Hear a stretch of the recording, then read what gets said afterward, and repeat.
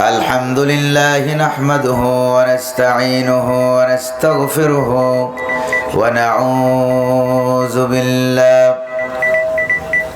নাউযু বিল্লাহি মিন শুরুরি আনফুসিনা ওয়া মিন সাইয়্যাতি আ'মালিনা من يهد الله فلا مضل له ومن يضلل فلا هادي له ونشهد أن لا إله إلا الله وحده لا شريك له ونشهد أن سيدنا وحبيبنا ومولانا محمدا عبده ورسوله الذي أرسله بالحق بشيرا ونذيرا وداعيا إلى الله بإذنه وسراجا منيرا فقد قال الله تعالى في كلامه المجيد وفرقانه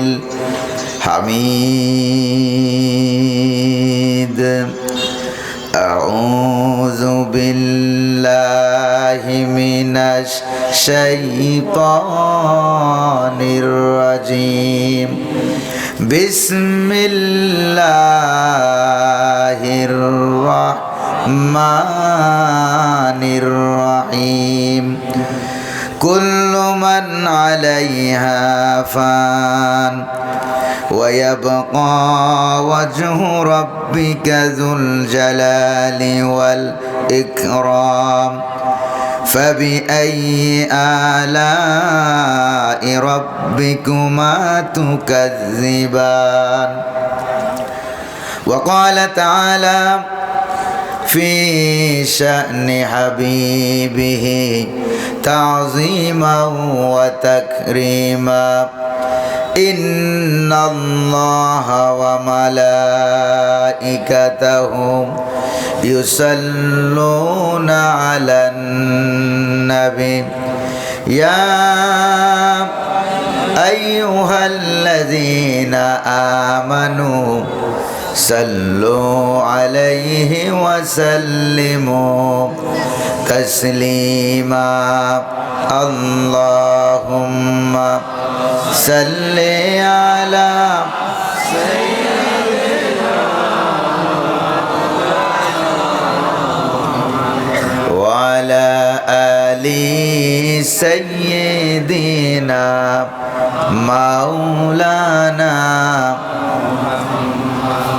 মুহাব্বতের সাথে প্রাণ খুলে অন্তরের অন্তঃস্থল থেকে সকলে পড়ুন আল্লাহুম্মা সাল্লি আলা সাইয়্যিদিনা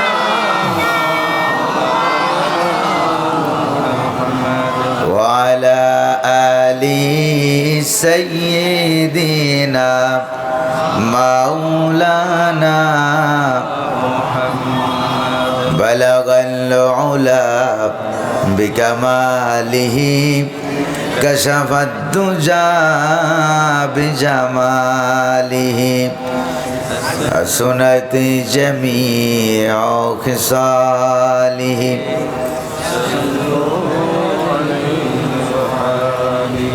इलाही बख्श दे हमको गुनाहों में भरा हो मैं उम्मीद तेरी रहमत की और शफाअत हुजूर का बलगल उला बिकमालिही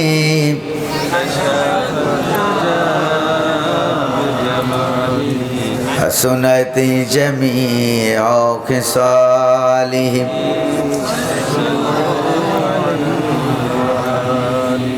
पिलाए साक़िए कौसर ने मुझको जामे वहदत का ओ सीना हमारा खजाना उसकी नातों मदाहत का बलगल उला कशफत तुजा बिजमालिही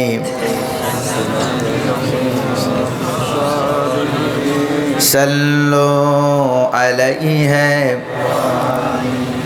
मुझे कुछ मिले या न मिले मुहम्मद मिले, यानी वो शई जिससे अल्लाह मिले बलगल उला बिकमालिही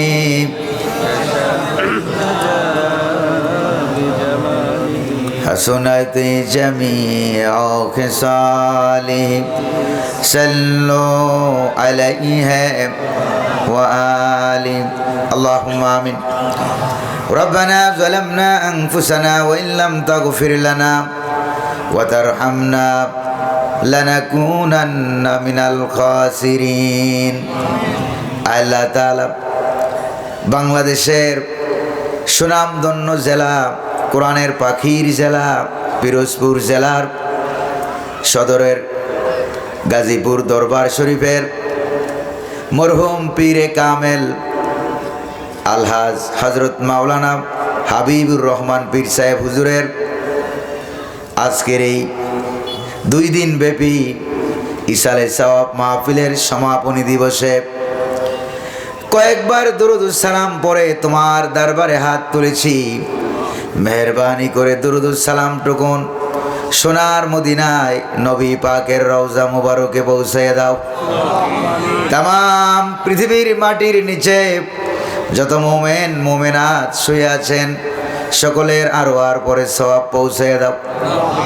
আল্লাহ তাআলা এই মাহফিলের আয়োজন যারা করেছেন আর শোনার জন্য যারা এসেছেন, কিয়ামতের দিন মুসিবতের সময় এ মাহফিল আমাদের সকলের জন্য নাজাতের উসিলা বানিয়ে দাও। ইয়া রব करम तू अगर करे ओ बात दे जबा को जो दिल पर असर करे।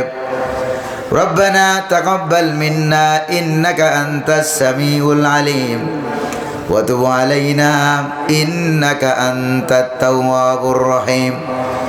सुब्हान रब्बिका रब्बिल इज्जति अम्मा यसिफून व सलामुन अलल मुरसलीन वल्हम्दुलिल्लाहि रब्बिल आलमीन। साहिब सदर जनाब सभापति পিরোজপুর জেলা সদরের গাজীপুর দরবার শরীফের প্রতিষ্ঠাতা মরহুম পীরে কামেল আলহাজ হযরত মাওলানা হাবিবুর রহমান পীর সাহেব হুজুরের এই দরবার শরীফে হুজুরের প্রতিষ্ঠিত গাজীপুর নেসারিয়া ফাজিল মাদ্রাসার প্রাঙ্গণে অনুষ্ঠিত 2 দিন ব্যাপী 62তম ইসালে সওয়াব মাহফিলের আজকের এই সমাপনী দিবসের জনাব সভাপতি পীর সাহেব হুজুরের সাহেবজাদা জনাব হযরত মাওলানা শাহ মোহাম্মদ মাহমুদুল্লাহ সাহেব দামাত বরকাতুমুল আলিয়া, আজকের মাহফিলের বর্তমান দরবারের গদিনী শিল্পীর পীর সাহেব হুজুর কেবলার সুযোগ্য নাতি জনাব হযরত মাওলানা শামসুল হক পীর সাহেব। আজকের মাহফিলে আমি আসার আগে যিনি আলোচনা পেশ করলেন পিরোজপুর জেলার এডিশনাল এসপি জনাব মোহাম্মদ মুকিত হাসান খান এমনভাবে কথাগুলো বলছিলেন মনে হয় যেন একজন বিজ্ঞ আলেম এবং ওলামার ভূমিকায় তিনি কথাগুলি বলছেন, ঠিক কিনা? এইরকম লোক যদি আগের থেকে আমার দেশের এসপি, এডিশনাল এসপি, ডিআইজি সহ ঊর্ধ্বতন কর্মকর্তা, পুলিশ সুপার যদি ওরা এইরকম লোক থাকতেন তাহলে আমার দেশে জালেমেরা এত মানুষ মারতে পারতো না। যদি বলেন ঠিক না? আল্লাহ পাক উনার হায়াতকে দারাজ করুন বলি আমিন। এর আগে কথা বলেছেন শহীদি কাফেলার পিরোজপুর জেলা শহরের সেই শহীদি কাফেলা বাংলাদেশ জামাত ইসলামীর পিরোজপুর জেলা সাবেক সেক্রেটারি আল্লামা সাইদি ফাউন্ডেশনের বর্তমান সদস্য সচিব জনাব মাওলানা শফিকুল ইসলাম সাহেব, আজকের মাহফিলে আমন্ত্রিত মেহমানবৃন্দ, উপস্থিত ওলামায়ে কেরাম, বিশেষ অতিথিবৃন্দ, অত্র মাদ্রাসার সম্মানিত প্রিন্সিপাল, ভাইস প্রিন্সিপাল সহ শিক্ষক শিক্ষিকাবৃন্দ, ছাত্রছাত্রীবৃন্দ, আমার সামনে উপস্থিত কোরআন প্রেমিক ইসলাম প্রিয় ভাইরা, পর্দার আড়ালের মা এবং বোনেরা, মাহফিলের বিভিন্ন দায়িত্ব কাজে নিয়োজিত স্বেচ্ছাসেবক, কর্মী সমাজ, যুব সমাজ, যুবক ভাইরা, সকলের প্রতি আমার আন্তরিক সালাম। আসসালামু আলাইকুম ওয়া রাহমাতুল্লাহি ওয়া বারাকাতুহু। আজকের মাহফিলে যিনি আসার তৌফিক দিলেন তিনি কে? আল্লাহ। বসার তৌফিক দিলেন তিনি কে? আল্লাহ। পরিবেশকে মনোমুগ্ধকর সুন্দর করে দিলেন আল্লাহ। দুপুর বেলায় হালকা বৃষ্টি দিয়া রাতের বেলায় এয়ার কন্ডিশন বানায় দিলেন সে আল্লাহ পাকের দরবারে আমরা কায়েমানুবাক্যে বীর বিক্রমে সিংহ গর্জনে পুরুষের মতো আওয়াজ করে অন্তরের অন্তঃস্থল থেকে আল্লাহ পাকের দেওয়া জবান দিয়ে তারই শেখানো ভাষায় আমরা শুকরিয়া জ্ঞাপন করছি, সকলে পড়ছি জোরে সোরে আলহামদুলিল্লাহ।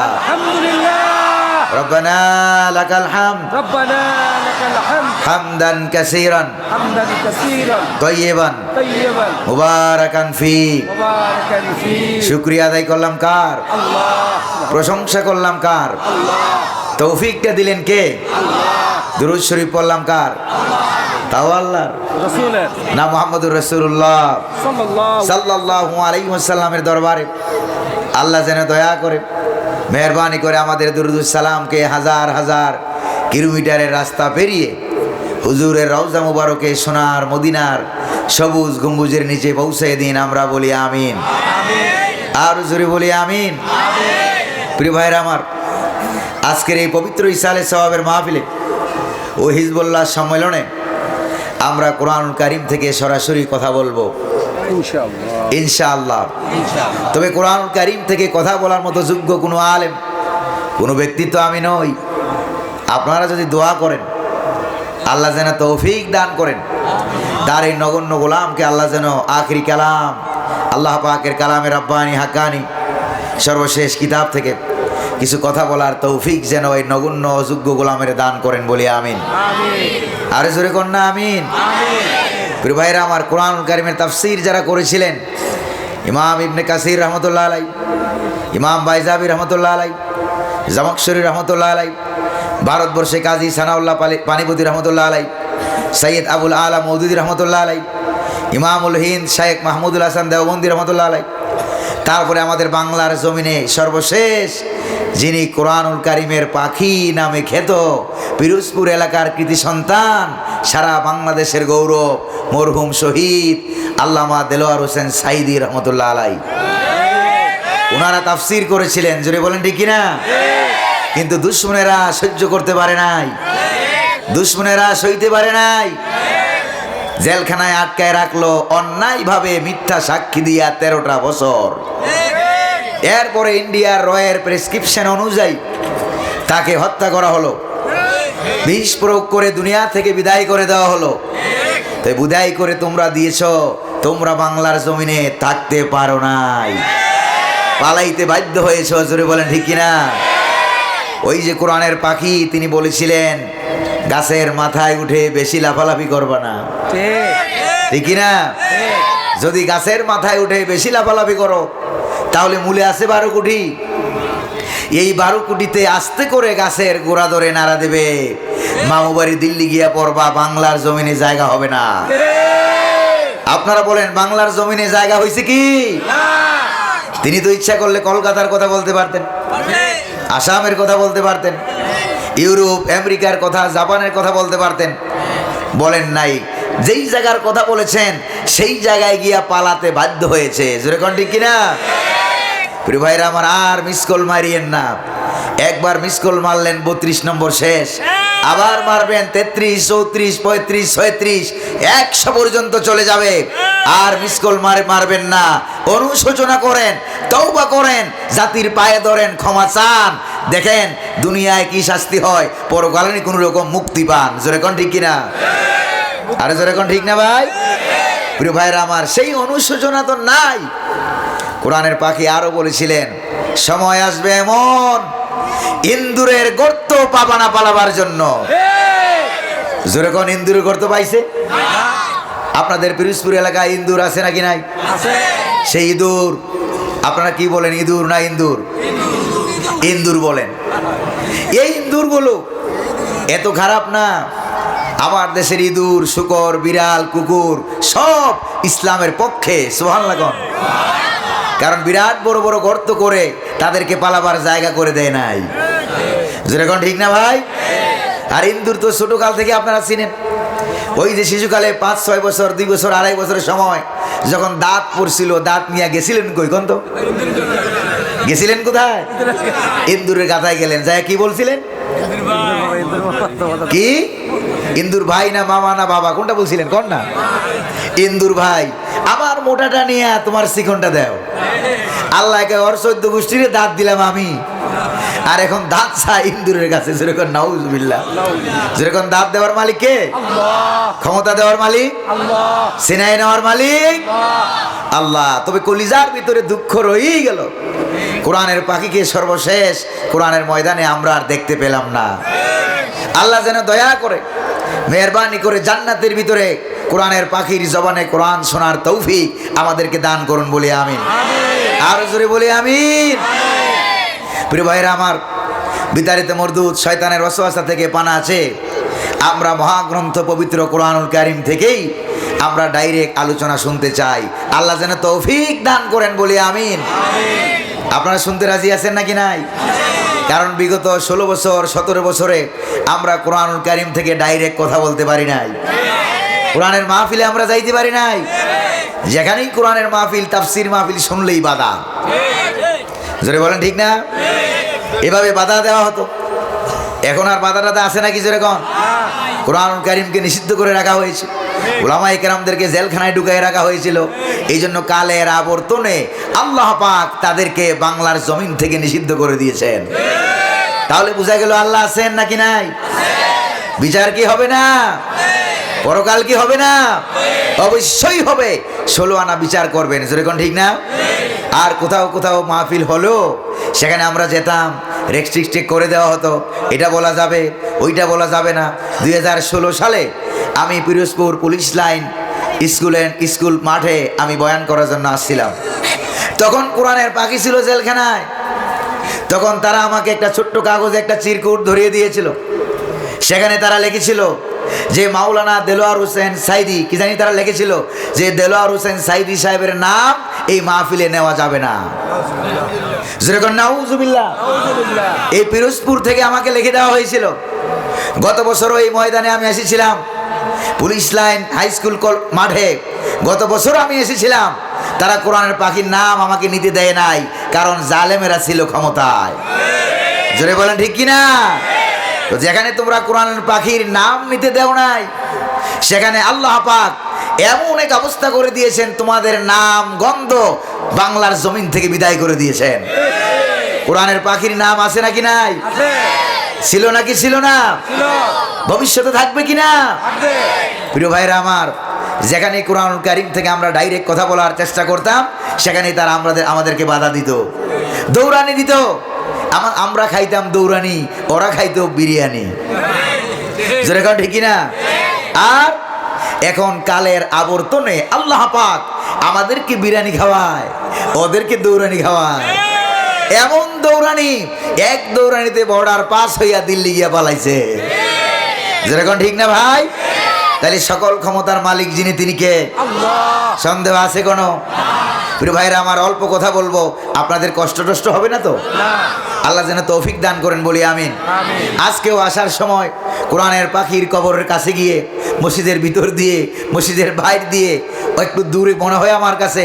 এই জন্য মসজিদের ভিতর দিয়ে গিয়ে জানলাটা খুলে একবারে মাথা বরাবর বসে কতক্ষণ দোয়া কালাম পড়ে পড়ে জিয়ারত করে মুনাজাত করে তারপরে এখানে এসেছি। প্রিয় ভাইরা আমার, কথা বলবো ইনশাআল্লাহ। প্রিয় ভাইরা আমার, এই পৃথিবী ধ্বংস হবে, 7 আকাশ ধ্বংস হয়ে যাবে। ফেরাউন আছে না গেছে? গেছে কথা কন, নমরুদ আছে না গেছে? গেছে বাংলাদেশের লেডিস ফেরাউন আছে না গেছে? গেছে তারপরে যারা ক্ষমতার জোর দেখাতো তারা কি আছে না পালিয়েছে? পালিয়েছে। তারাও পালিয়েছে। জোরে কোন ঠিক না ভাই? তাহলে বোঝা গেল আকাশ জমিন সব যখন ধ্বংস হয়ে যাবে, ধ্বংস হয়ে যাওয়ার পর আল্লাহ রব্বুল আলামিন তখন দুনিয়াকে, পৃথিবীকে ডাক দিয়ে বলবেন, ইয়া দুনিয়া, ইয়া দুনিয়া আইনা আসজারুক। রব্বুল আলামিন হযরত ইসরাফিল আলাইহিস সালাম যখন প্রথমবার সিংহা ফুৎকার দিবেন, আকাশ আর জমিনের ব্যবস্থা যা আছে সবগুলো ভেঙে চুরমার হয়ে যাবে। আকাশ ভেঙে যাবে, তারপরে জমিনগুলো ভেঙে চুরমার হয়ে যাবে, পাহাড়গুলো জায়গা থাকবে না, সবগুলো ভেঙে চুরমার হয়ে যাবে। কোরআনে কারিমে রব্বুল আলামিন বলেন, ওয়া তাকুনুল জিবালু কালইহনিল মানফুস। পাহাড়গুলো বিক্ষিপ্ত, রঙ্গিত, ধুনিত, ধুলা বালির ন্যায় সব ধ্বংস হয়ে যাবে, ধূলিসাৎ হয়ে যাবে। এরপর আল্লাহ পাক পৃথিবীকে ডাক দিয়ে বলবেন, ইয়া দুনিয়া আইনা আসজারুক। ও দুনিয়া, তোমার গাছপালাগুলি কোথায়? তোমার সুন্দরবন কোথায়? তোমার আমাজন কোথায়? আফ্রিকার জঙ্গলগুলি কোথায়? যেগুলি দিয়ে, গাছপালাগুলি দিয়ে তোমার বুক অনেক সজ্জিত ছিল, এগুলি কোথায় আছে? শেষ হয়ে গেছে। এরপর আল্লাহ পাক বলবেন, ইয়া দুনিয়া আইনা আনহারুক। নদী নালাগুলি কোথায়? সেগুলি দিয়ে তোমার উপরে প্রবাহিত হতো, গাছগুলি সজ্জিত হতো, এগুলি কোথায়? এগুলিও তো শেষ হয়ে গেছে। এরপর রব্বুল আলামিন বলবেন, ইয়া দুনিয়া আইনাল জিবাল। পাহাড়গুলো কোথায়? যেগুলি বিরাট বড় বড় পাহাড়ের মতো উঁচু ছিল, পাহাড় ছিল, এগুলি কোথায়? আছে নাকি গণ? এগুলিও শেষ হয়ে গেছে। এরপরে দুনিয়াকে এভাবে ডাক দিয়া রব্বুল আলামিন বলবেন, আইনাল মুলুক, আইনা মুলুকিল আরদ। স্বৈরাচারীরা কোথায়? আল্লাহু আকবার গো। স্বৈরাচারীরা কোথায়? ফেরাউন কোথায়? নমরুদ কোথায়? আবু জাহেল কোথায়? বাংলার জমিনের লেডিস ফেরাউনরা কোথায়? কোরআনের পাখিরে যারা 13টা বছর জেলখানায় ঢুকিয়ে গেলা, আজকে তোমরা কোথায়? জোরে কোন ঠিক কিনা? এইভাবে জালিমদেরকে আল্লাহ পাক ডাক দিয়ে বলবেন, কোথায় গেলে তোমরা? আজকে রাজত্ব কার?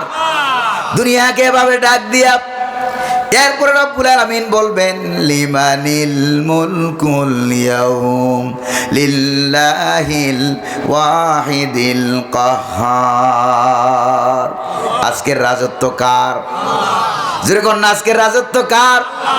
দুনিয়াতে সামান্য মাত্র ক্ষমতা দিয়েছিলাম, বাংলাদেশ 56,000 বর্গ মাইল, গোটা পৃথিবীর ম্যাপের ভিতরে একটা কলমের নিপ রাখলে পরে যতটুকু জায়গা লাগে, বাংলাদেশের জায়গাটা কেবল মাত্র এতটুকু। এই 56,000 বর্গ মাইলের ক্ষমতা পাইয়া কোরআনের কারিম বন্ধ করে দিলাম, কোরআনের পাখিদেরকে জেলখানায় আটকায় দিলাম। যারা কোরআনের কথা বলে, হক কথা বলে, ভালো ভালো কথা বলে, তাদেরকে ধরে খুন করে ফেললাম, গুম করে ফেললাম, আয়না ঘর বানাইয়া তাদেরকে জনমের মতো নির্যাতন করলাম। এত নির্যাতন করেছ, খুন করেছ, দর্শন করেছ, এরপরে কোরআনওয়ালাদেরকে ফাঁসির কাস্টে ঝুলিয়ে দিয়েছ। ক্ষমতা কি তোমরা ধরে রাখতে পারছো নাকি? জোরে বলেন না, পারছে নাকি? ক্ষমতা ধরে রাখতে পারবে না। কারণ হলো, ক্ষমতা দেওয়ার মালিককে, সিনে নেওয়ার মালিককে, তারপরে সম্মান দেওয়ার মালিককে, আবার অপমানিত করার মালিক যিনি, তিনিও কে? সন্দেহ আছে নাকি কখনো প্রিয় ভাইরা? এই জন্য এই পৃথিবীতে কত জালেম এলো আর গেল, কেউ তো চিরস্থায়ী থাকলো না। কোরআনুল কারীম আছে নাকি নাই? কোরআন ছিল, কোরআন আছে, কিয়ামত পর্যন্ত এই কোরআনুল কারীমকে কেউ নিভাতে পারবে না। জোরে বলেন ঠিক কিনা? পৃথিবীতে কেউ স্থায়ী হয় না, হয় হয় পৃথিবীতে কেউ স্থায়ী হয় না, হোক না সে নমরুদ কিবা ফেরাউন, কেউ ভবে চিরকাল রয় না, কেউ ভবে চিরকাল রয় না। ফেরাউন শেষ তক ছিল না, মৃত্যু তাকেও ছেড়ে দিল না, ঠিক কিনা? ফেরাউন শেষ তক ছিল না, মৃত্যু তাকেও ছেড়ে দিল না, রেখে গেল সব তার স্মৃতিচিহ্ন, রেখে গেল সব তার স্মৃতিচিহ্ন, কেউ যেন ফেরাউন হয় না, কেউ যেন ফেরাউন হয় না। তো তোমরা ফেরাউন হইলা কেন? এই জন্য বাংলার জনগণ তোমাদেরকে থাকতে জোরে বলেন, ঠিক কিনা? কোনো ফেরাউন আমরা চাই না, নমরুদ আমরা চাই না। আমরা চাইছিলাম কোরআনের পাখি, আমাদের কলিজা থেকে কোরআনের পাখিকে তোমরা চিনে নিয়েছ, জোরে কোন ঠিক কিনা? এই কোরআনের পাখির জন্য কার কার কলিজা কাঁদে একটু হাত তুলে কি দেখানো যাবে? আল্লাহ কবুল করুন বলে আমিন। 1971 সালে আমরা রক্ত দিয়েছি, ঠিক কিনা?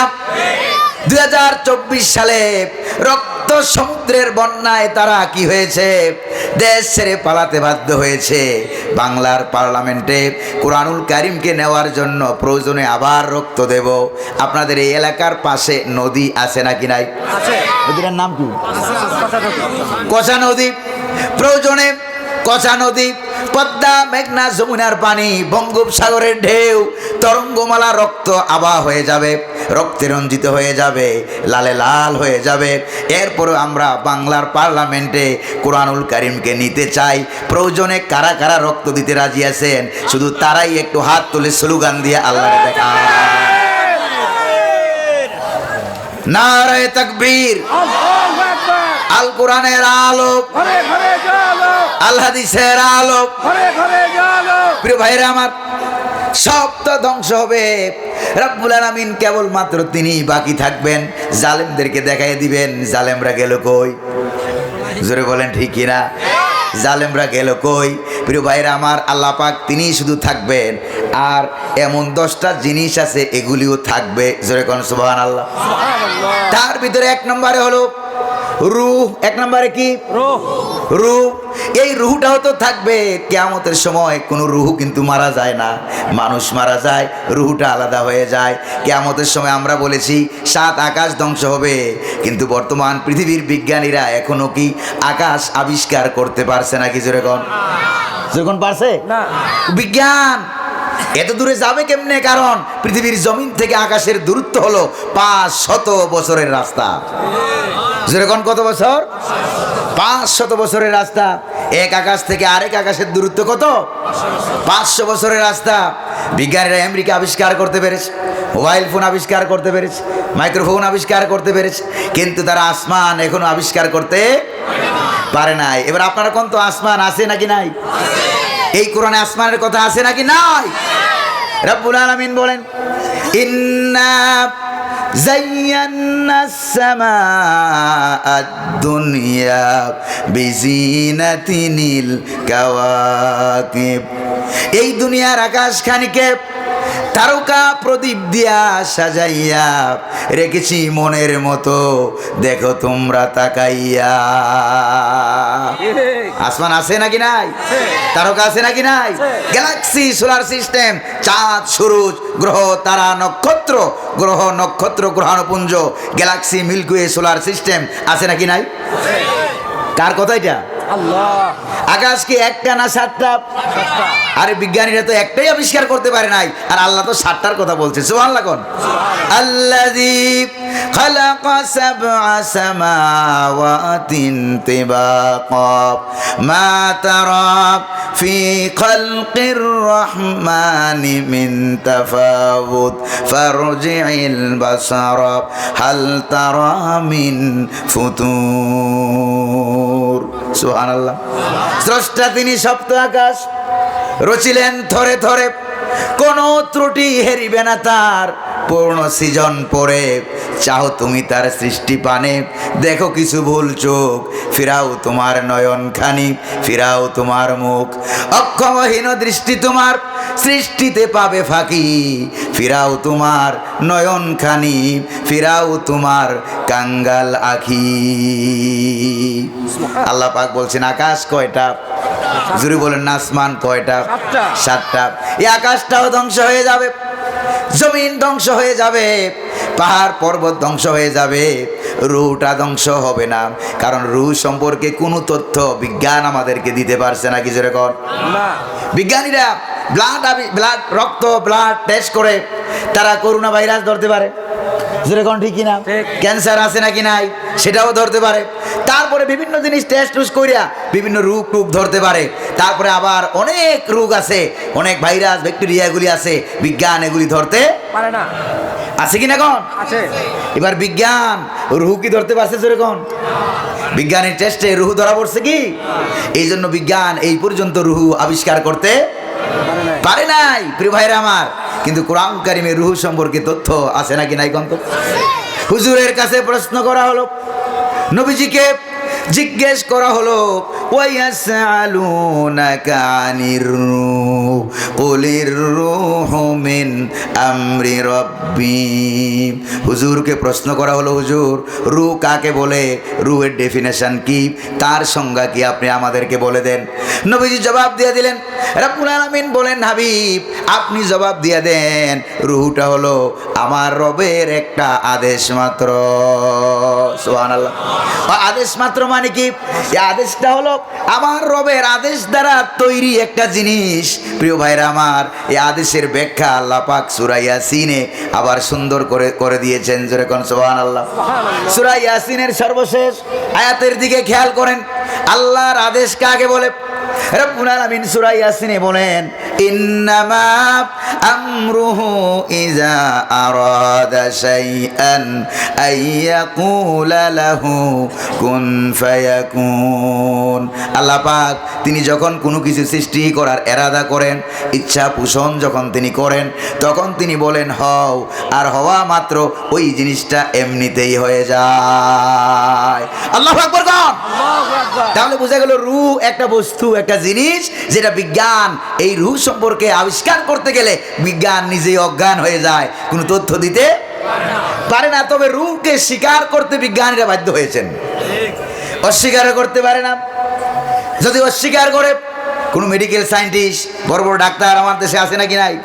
পৃথিবীর বিভিন্ন দেশে এই ডাক্তাররা মানুষের হিউম্যান বডি নিয়ে যখন তারা সন্ধান চালায়, পরীক্ষা নিরীক্ষা যখন চালায়, অ্যানালাইসিস যখন করে, তখন তারা বলে যে সব গোটা শরীর খুঁজে খুঁজে যখন হার্টের কাছে যায়, এদিকে হার্টটা এরকম সিস্টোলিক ডায়াস্টোলিক, সিস্টোলিক সংকুচন আর সম্প্রসারণ, হার্ট এরকম নাচানাচি করে, হার্টের নাচানাচি করার কারণে গোটা বডিতে রক্ত সাপ্লাই হয়, মানুষটা জিন্দা থাকে। তবে হার্টটা নাচে কেন, এরকম সংকুচন সম্প্রসারণ হয় কেন, এটা তারা এখন আবিষ্কার করতে যেরকম না পারছে কি?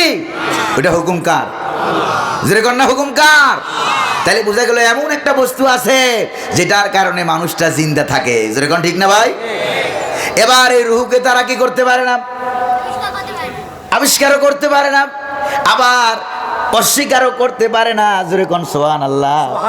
কারণ রুহটাকে যদি অস্বীকার করে, তখন আপনারাই বলবেন, ও বিজ্ঞানী, এই মানুষটা একটু আগে মারা গেছে আর আমি জিন্দা বসে আছি, আমি কথা বলতে পারি, খাবার দাবারও আমি খাইতে পারি, কিন্তু এই মানুষটা সোয়াব, সে মারা গেছে, কথা বলতে পারে না, খাবারও খাইতে পারে না, হাঁটতেও পারে না, একটু পরে সে পয়সা গইলা শেষ হয়ে যায়, আমি কিন্তু পচিও না গলিও না, আমি জিন্দা। এই দুইটা মানুষের মধ্যে পার্থক্যটা কি তোরা বল? জোরে বলেন ঠিক কিনা? এবার এই প্রশ্নের উত্তর কি ডাক্তাররা দিতে পারবে? বিজ্ঞানীরা দিতে পারবে নাকি? যেরকম একবার আমেরিকার, একবার জার্মানির মিউনিক ইউনিভার্সিটিতে মেডিকেল সায়েন্টিস্ট যারা বিজ্ঞানীরা, তারা একবার একটা গবেষণা চালিয়েছে, শুনতেছেন নাকি আপনারা? একটা গবেষণা তারা চালিয়েছে, গবেষণা চালাবার জন্য, রূহ ধরার জন্য একটা গবেষণা। চিন্তা করেন, রূহ ধরবো, কত বড় চালাক। তারা করলোটা কি? এবার রূহটাকে ধরার জন্য একটা মানুষ মুমূর্ষু অবস্থায় শায়িত, একটু পরে সে লোকটা মারা যাবে, এই লোকটাকে পাল্লার উপরে উঠে মাপলো। সাপোজ জাস্ট ফর এক্সাম্পল একটা উদাহরণ দিচ্ছি মাত্র আপনাদের। এইটাকে তারা মাপলো, মাইপে দেখলো 80 কেজি। কত কেজি? 80 কেজি। 80 কেজি ওজনের মানুষ। এরপরে এটাকে তারা কাচের বক্সে ঢুকালো। কিছুক্ষণ পর যখন লোকটা মারা গেল, এবার তারা এটাকে আবার মাপলো, মাইপা দেখে যে এখন হয়েছে 75 কেজি। আগে ছিল 80 কেজি, এখন হয়েছে 75 কেজি। এবার তারা মনে মনে ভাবলো, ও মুসলমানরা যেটাকে রুহু বলে, এটা 5 কেজি ওজনের একটা বাতাস ছিল, এটা বাইরে গেছে, মানুষটা মারা গেছে। যেরকম নাউজুবিল্লাহ।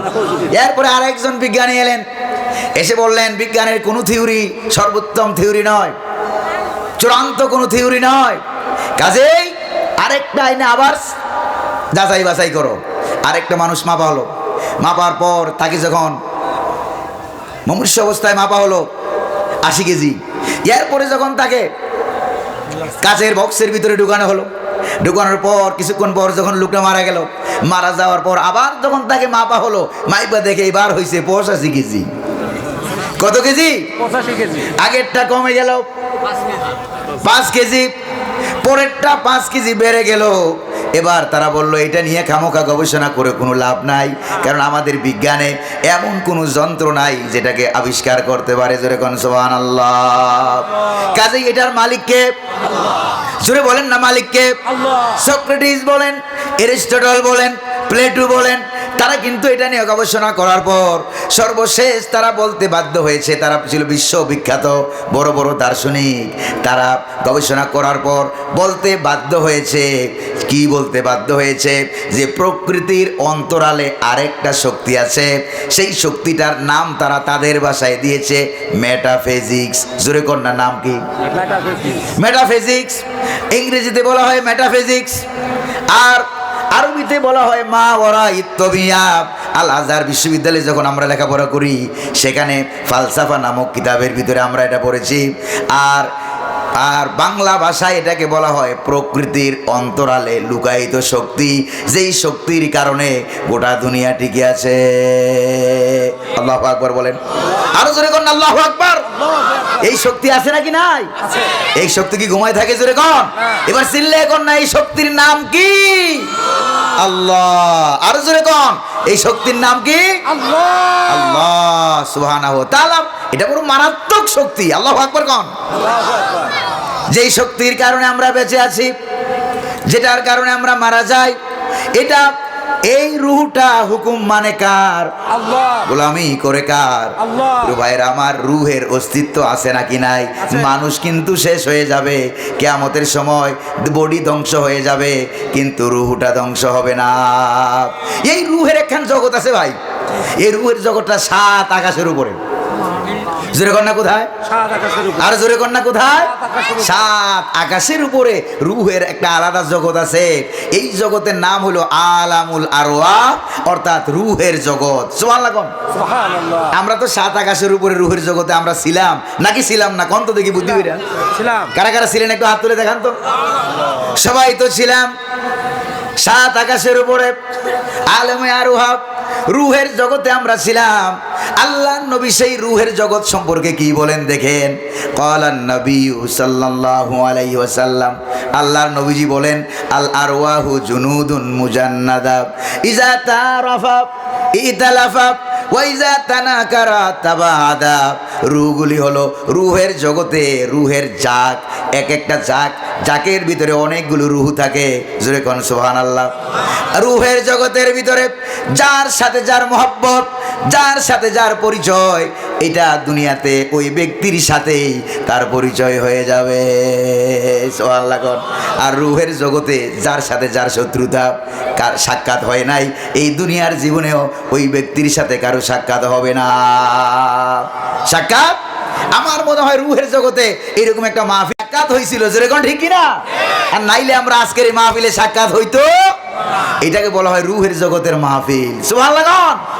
এই জন্য ধর্ম মানো, ইসলাম মানো, কোরআন মানো, হাদিস মানো, এইটা ছাড়া বাঁচার কোনো গতি যেরকম না আছে নাকি? কৌম মজহব সে মজহব জু নেহি तुम भी नहीं, को मजहब से मजहब जू नहीं, तुम भी नहीं, जज्बे बाहम जू नहीं, মাহফিলে আঞ্জুম ভি নেহি। ধর্মেতে হয় জাতির গঠন, ধর্ম নাই তো তুমিও নাই, নাইকো যদি মধ্যাকর্ষণ, গ্রহ সূর্য ভূমিও নাই। আছে কোনো আছে? সবগুলির স্রষ্টা যিনি, তিনি কে? আল্লাহ সুবহানাহু ওয়া তাআলা। প্রিয় ভাইরা আমার, রুহের জগতের আরেকটা খেলা আপনাদেরকে দেখাই। একটা তো বললাম আলামুল আরুহা, রুহের জগৎ। আরেকটা খেলা হচ্ছে, দেখেন আপনারা ঘুমের ঘরে ঘুমাইয়া ঘুমাইয়া স্বপ্ন দেখছেন কারা কারা? একটু হাত তুলে দেখেন তো আমারে। স্বপ্ন দেখছেন আপনারা? স্বপ্নের ভিতরে বল খেলছেন কারা কারা? একটু হাত তুলেন। বল খেলা, কিক মারছেন, বল মারছেন, আপনি খেলেন নাই? স্বপ্নের ভিতরে বল খেলাইছেন এরকম একজন লোক আমার হাত তোলেন আমারে। আমিও কিন্তু স্বপ্নের ভিতরে বল খেলিয়েছি, ওই যে মুরব্বী হাত তুলেছে, যে স্বপ্নের ভিতরে বল খেলাইছেন। এবার আমি আপনাদেরকে প্রশ্ন করি, স্বপ্নের ভিতরে যে আপনি ঘুমের ঘরে বল খেলালেন, খেলাইতে গিয়া খেলাইলেন, বলটাকে যে কিক মারলেন ঠ্যাং দিয়া, কি দিয়া? ঠ্যাং বলেন তো আপনার, না পা বলেন? পা দিয়ে বা ঠ্যাং দিয়া কিক মারলেন। প্রিয় ভাইরা আমার, এই তো দুইটা ঠ্যাং, এই দুইটা ঠ্যাঙ্গের যে কোনো একটা ঠ্যাং দিয়া কি কিক মারছিলেন, না আরো ঠ্যাং আছিল? কথা বুঝেন নাই বোধ হয়। এই যে ঠ্যাংটা, এই ঠ্যাংটা তো ঘুমায়, এইটা দিয়ে যদি কিক মারতেন তাহলে আশেপাশে যে স্বামী আর স্ত্রী শুয়েছিল, একজনের কিকের ঠেলায় কি আরেকজন খাড়ের মধ্যে থাকতে পারতো? জোরে কোন থাকতে পারতো নাকি? তাহলে বোঝা গেল এই পাপা না আরো পাপ আছে নাকি নাই? জোরে কোন। স্বপ্ন দেখলেন চোখ দিয়া, ভালো করে খেয়াল করেন, দেখছেন কি দিয়া? স্বপ্ন দেখছেন চোখ দিয়া। এবার চোখ দিয়ে যে আপনি স্বপ্নটা দেখলেন, চোখ তো ঘুমায়, চোখ তো বন্ধ, দেখলেন কেমনে? নিজের কোনোদিন প্রশ্ন করছেন? তাহলে বোঝা গেল চক্ষু ঘুমায়, চোখ বন্ধ, নাকি আপনারা চোখ খুলে ঘুমান? চোখ খুলে তো কেউ ঘুমায় না প্রিয় ভাইরা। এই জন্য চোখ দিয়া দেখলেন, এই চোখ তো ঘুমায়, চোখ তো বন্ধ, দেখলেন কি দিয়া? তার মানে হলো এই চোখ চোখ না, আরো চোখ আছে। আছে কিনা কর? তাহলে বোঝা গেল এই হাত হাত না আরো হাত আছে, এই পা পা না আরো পাপ আছে। স্বপ্নটা আপনারা যে দেখলেন প্রিয় ভাইরা, এই পর্যন্ত কোনো বিজ্ঞানী স্বপ্ন সম্পর্কে আমাদেরকে কোনো তথ্য দিতে পারে নাই, কিন্তু কোরআনুল কারিমে স্বপ্নের কথা আছে নাকি নাই? যেরকম না আছে কিনা? ছোট্ট বাচ্চা মানুষ হযরত ইউসুফ আলাইহিস সালাম ঘুমের ঘরে স্বপ্ন দেখিয়া তার পিতা হযরত ইয়াকুব আলাইহিস সালামকে ডেকে বলছেন, ইয়া আবাতি ইন্নী রাআইতু আহাদা আশারা কাওকাবা ওয়াশ-শামসা ওয়াল কামারা রাআইতুহুম লি সাজিদিন। সুবহানাল্লাহ কইবেন না? হযরত ইউসুফ আলাইহিস সালাম স্বপ্নের ভিতরে দেখলেন, সকালবেলায় বাবাকে ডাক দিয়ে বলেন, ও আমার সম্মানিত পিতা, স্বপ্নের ভিতরে আমি দেখতেছি 11টা তারকা, একটা চাঁদ, একটা সূর্য আমাকে সেজদা করছে। যেরকম সুবহানাল্লাহ। তাহলে স্বপ্নের কথা কোরআনে আছে নাকি নাই? রূহের কথা আছে নাকি নাই? আকাশের কথা আছে নাকি নাই? এগুলো একটা তথ্য বিজ্ঞান আমাদেরকে দিতে জোরে কন্যা পারছে নাকি? তবে কিয়ামতের সময় সব ধ্বংস হয়ে যাবে, যে সকল জিনিসগুলি থাকবে এগুলি সম্পর্কে একটা তথ্য বিজ্ঞানীরা আমাদেরকে দিতে পারে না। সুবহানাল্লাহ। তথ্য দিয়েছেন কে? আল্লাহ পাক, তিনি তথ্য দিয়েছেন আমাদেরকে, তথ্যটা দিয়েছেন রব্বুল আলামিন। এবার দেখেন রব্বুল আলামিন কি বলেন। আল্লাহ পাক তো স্বপ্নের কথাও বললেন কোরআনে। আর আমার দেশে বিগত বছরে যারা ক্ষমতায় ছিল, তারাও তো হাঁটতে হাঁটতেও স্বপ্ন দেখতো। জোরে বলেন ঠিক কিনা? জোরে কোন ঠিক কিনা? তাদের স্বপ্নের তো কোনো অভাব ছিল না, ঘুমাইয়াও দেখে, না ঘুমাইয়াও দেখতো। হঠাৎ করে স্বপ্ন দেখলো 41 সাল। জোরে কোন ঠিক কিনা? এবার হঠাৎ করে যাকে সেনাবাহিনীর প্রধান বানানো হলো, সে দৌড়ে এসে বলছে, আপা স্বপ্ন তো দেখছিলেন বোধহয় 41 সাল, কিন্তু দুঃখের বিষয় বাংলার জমিনের আবাবিল পাখিরা যেভাবে আগায় আসতেছে, আই এম এক্সট্রিমলি সরি, আমি আন্তরিকভাবে দুঃখিত। 40 মিনিট থেকে বেশি সময় বাংলাদেশে আমি আর আপনারা দিতে পারলাম না। জোরে কোন ঠিক কিনা? কাজে উল্টো পাল্টা স্বপ্ন দেখো না, জায়গা মতো স্বপ্ন দেখো, কোরআন সুন্নাহর স্বপ্ন দেখো, নবীদের স্বপ্ন দেখো, তাহলে বাংলার মানুষ তোমাদেরকে মাথায় রাখতো। যেরকম ঠিক না? এবার পালাইয়া মনে মনে ভাবছো বাইসে গেছো না? যেরকম পালাইয়া বাসা যায়, যেরকম পালাইয়া বাসা যায়, পালাইয়া বাঁচা যায় না। মনে মনে ভাবছো পালাইয়া বাইসা গেছো, বাংলার সীমানা থেকে বাঁচছো, বাংলার জনগণের লাথি খাওয়া থেকে, কিল খাওয়া থেকে, কিক খাওয়া থেকে বাঁচতে পেরেছো। কিন্তু যেই জায়গায় গিয়ে পালিয়েছো ওই জায়গার মালিককে, ওই জায়গার আকাশ কার, জমিন কার, সূর্যের আলো কার? ওই জায়গায় বাংলাদেশে আল্লাহ আছে, ওখানে বোধহয় আল্লাহ নাই। বাংলাদেশে আজরাইল আছে, দিল্লিতে বোধহয় আজরাইল নাই। জোরে কন্যা আছে নাকি নাই? তাহলে আল্লাহ পাক ধরবেন, কারণ আল্লাহ পাক নোটিশ দিয়ে রেখেছেন সূরা আর রহমানের ভিতরে, ইয়া মাশারাল জিন্নি ওয়াল ইনস ইন ইসতাতাতুম আন তানফুযু মিন আকতারিস সামাওয়াতি ওয়াল আরদ ফানফুযু লা তানফুযুনা ইল্লা বিসুলতান। রব্বুল আলামিন ডাক দিয়ে বলেন, ও দুনিয়ার জিনেরা, কারণ জিনেরা তো একটু মাথা পরি বেশি করে, উঠতে পারে নিজে নিজে। আমাদের উঠতে বিমান লাগে, জিনেদের উঠতে তো কোনো বিমান লাগে না। জোরে কোন ঠিক কিনা? আমাদের ইন্ডিয়া যাইতে ভিসা লাগে, টিকিট লাগে, জিনেদের কিন্তু এটা লাগে না।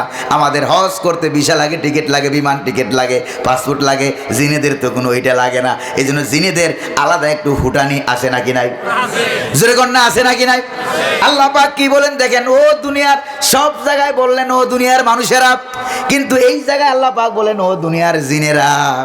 এক নম্বরে জিনেরা, দুই নম্বরে বলেন ও মানুষেরা, তোমরা যদি আমার দেওয়া কোরআন, ইসলাম, সুন্নাহ, আমার হাবিবের সুন্নাত যদি ভালো না লাগে, তাহলে তোমরা কি করো? আমার আকাশ থেকে বেরিয়ে যাও, আমার জমিন থেকে বেরিয়ে যাও।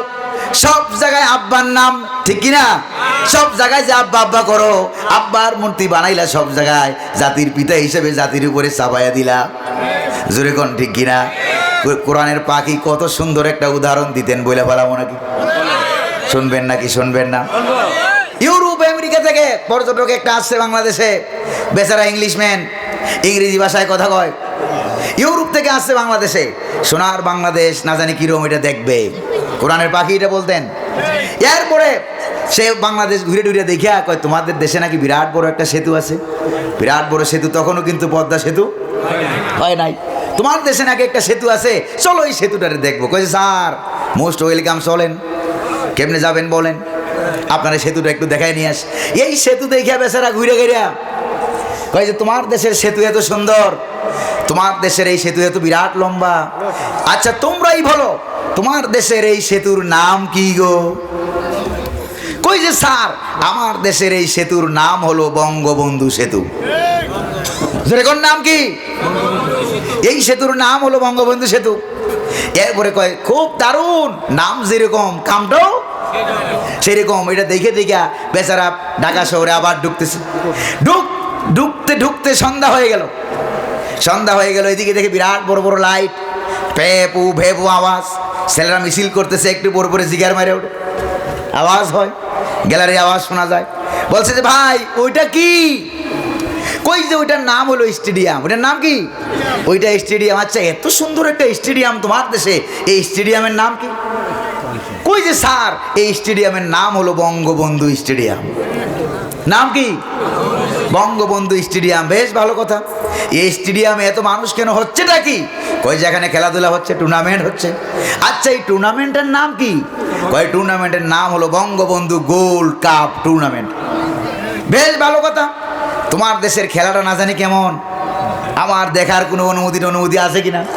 কই যে, স্যার আসেন, মোস্ট ওয়েলকাম, আপনার দেখার অবশ্যই অনুমতি আছে, আপনি আসেন। তাকে নিয়ে বেচারারা নিয়ে গ্যালারির মধ্যে বসাইয়া দিল। বেচারা খেলা দেখতেছে, তো খেলায় তো হার জিত আছে নাকি নাই? কিছুক্ষণ পর যখন খেলা শেষ হয়ে গেল, উভয় গ্রুপের দর্শকরা তাদের মধ্যে কিলাকিলি, মারামারি, তর্ক বিতর্ক, এক পর্যায়ে ঢিলাঢিলি, কিলাকিলি, আরেক পর্যায়ে ঢিলাঢিলি। সেই কালের ফান্টা পেপসির বোতল, কাছের বোতল মনে আছে নাকি নাই? মারলো এক বোতল। ওই বিদেশি বেচারার কপাল এতই খারাপ, ঠস করে গিয়ে তার কপালের উপরে পড়ছে। এই কপালের উপরে পড়িয়া বেচারা গেছে বেহুশ হইয়া, কপাল গেল রক্তাক্ত হইয়া। কয়েক ঘন্টা পর যখন হুশ এলো, দেখে চতুর্দিক দিয়ে ডাক্তাররা বসা, হাসপাতালের বেডে বসা। কই যে, ভাই আমি এখন কোন জায়গায়? কয় বঙ্গবন্ধু মেডিকেল বিশ্ববিদ্যালয়ের হাসপাতালে। এরপরে বেচারা বলতেছে, ভাই তোমাদের হাতে পায়ে ধরে বলি, আল্লাহর দোহাই লাগে একটু পরে আমারে আর বঙ্গবন্ধু গুরুস্থানে নিও না। জোরে কোন ঠিক কিনা? এরকম ভাবে জায়গায় জায়গায় আব্বার নাম, জায়গায় জায়গায় নেতার নাম। জোরে কোন না আপনারা? আকাশের মালিক কি বাবা না আল্লাহ? জমিনের মালিককে। এবার আল্লাহ পাক বলছেন, আমার জমিনের উপরে থাকবা, আমার আকাশের উপরে থাকবা, আমার দেওয়া অক্সিজেন গ্রহণ করবা, এবার আমার দেওয়া বডি নিয়ে চলবা। আমার কোরআন যদি ভালো না লাগে, ইসলাম যদি ভালো না লাগে, উলামায়ে কেরাম ভালো না লাগে, দিন ইসলাম যদি ভালো না লাগে, তাহলে তোমরা এটা কাম করো, আমার আকাশ থেকে, আমার জমিন থেকে বেরিয়ে যাও। তোমার কার্ল মার্কস, তোমার লেনিন, তুমি যারে জাতির পিতা করো, পিতা পিতা করে মরো, সে যদি কোনো আসমান বানাইয়া থাকে, ওই আসমানের নিচে যাও, ওই জমিনের উপরে যাও। এরপরে আল্লাহ পাক বলেন, ফানফুজু, বেরিয়ে যাও, লা তানফুজুনা ইল্লা বিসুলতান ফাবিআইয়ি আলা রাব্বিকুমা তুকাজ্জিবান। সুবহানাল্লাহ। আল্লাহ পাক বুঝাই দিলেন সর্বশেষ, আমি রব্বুল আলামিন উপরে আসমান দিয়া আর নিচে জমিন দিয়া এমন ভাবে প্যাকেট করে রেখেছি, আমার এরিয়া থেকে বাইরে যাওয়ার ক্ষমতা কারো নাই। জোরে কোন না আছে? তা আল্লাহর আইন ভালো লাগে না, আল্লাহর এরিয়া থেকে বাইরে কোথাকার? একবার স্পষ্ট কথা, আল্লাহু আকবার কোন? এবার আমি আপনাদেরকে একটা যুক্তি দিয়া বুঝাই প্রিয় ভাইয়েরা। মাথার চুল থেকে নিয়া পায়ের নখ পর্যন্ত এই যে 16 আনা বডি, এই বডিটা যিনি সৃষ্টি করলেন তিনি কে? আরো জোরে কোন তিনি কে? এবার চুল থেকে নিয়ে পায়ের নখ পর্যন্ত এই গোটা বডির ভিতরে হাত আছে, পা আছে, চোখ আছে, কান আছে, নাক আছে, এই সবগুলির ভিতরে আল্লাহ ছাড়া অন্য কোনো নেতার কোনো অধিকার আছে নাকি? জোরে কোন না আছে নাকি? তাহলে 16 আনা বডির মালিক কে? আরো জোরে বলতে হবে কে?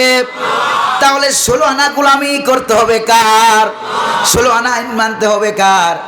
রান্নাঘর থেকে শুরু করে নিয়া পার্লামেন্ট পর্যন্ত, জন্ম থেকে শুরু করে নিয়া মৃত্যু পর্যন্ত গোলামি হবে কার? ওয়ামা খালাকতুল জিন্না ওয়াল ইনসা ইল্লা লিয়াবুদুন। সুবহানাল্লাহ বলবেন না? রব্বুল আলামিন বলেন, এই পৃথিবীর মানুষ আর জিনকে আমি সৃষ্টি করেছি, উদ্দেশ্য হলো একটা, আইন কানুন বিধিবিধান ইবাদত পালন করবে কার? জীবনের প্রত্যেকটা পয়েন্টে পরদে পরদে কল্লা থাকলেও পারে, কল্লা গেলেও পারে, কিন্তু আল্লাহ ছাড়বো না, আল্লাহর হুকুম ছাড়বো না। রাজি আছেন মুসলমান? রাজি আছেন কিনা? কারা কারা রাজি? একটা স্লোগান দিয়ে আল্লাহর দেখা। প্রিয় ভাইরা আমার, রাগ করতেছেন নাকি আপনারা? অসুবিধা হইতেছে নাকি? প্রিয় ভাইরা আমার, প্রিয় ভাইরা আমার, এবার রুহুটা বেঁচে থাকবে, রুহু কিন্তু মারা যায় না। জোরে কোন ঠিক কিনা? রুহু কি মরে নাকি? সব ধ্বংস হবে, রুহুটা থেকে যাবে। এবার আমি আপনাদেরকে দেখাইলাম রুহুটা আমাদের বডির ভিতরে আছে নাকি নাই? আছে। এইটা গেল একটা এক ধরন, রুহের একটা ধরন। আবার স্বপ্নের ভিতরে আমরা যে আরেকটা দেখি, চোখ দিয়ে দেখি, হাত দিয়ে ধরি, ওইটা তো এই চোখ না। তাহলে বোঝা গেল রুহের আলাদা চক্ষু আছে, রুহের আলাদা হাত আছে, আলাদা পা আছে। জোরে বলেন ঠিক কিনা? মানুষটা যখন ঘুমাইয়া যায়, রুহ